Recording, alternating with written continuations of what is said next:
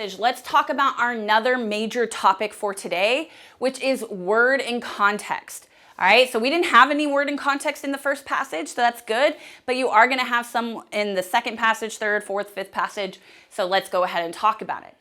First of all, word and context questions are very easy to recognize. They almost always are going to use one of these two types of question stems.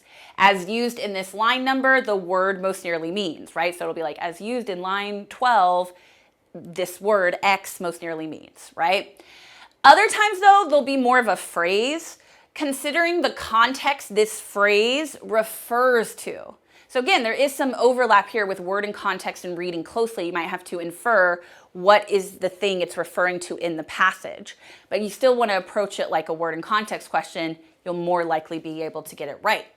So what do we want to do with a word and context question? Very simple, okay?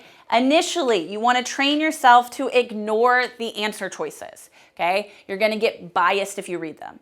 The biggest thing we often do is we read this, we think we know what the word means, or we think we understand the context well enough by memory, and we zero in on an answer.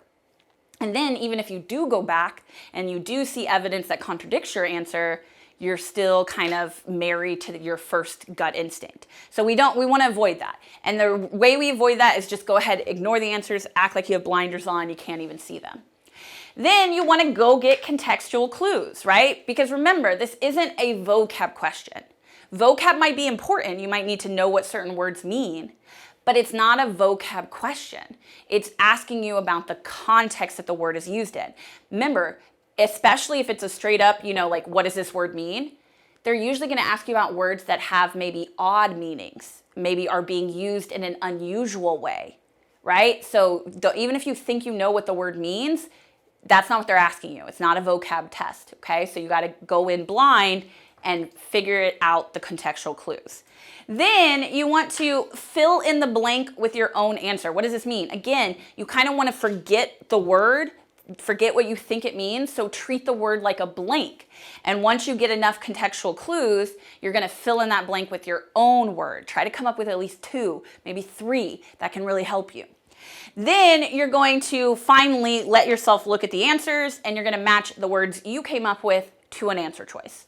Okay? So, best way to learn is by doing, so let's go ahead and see this in action with the first question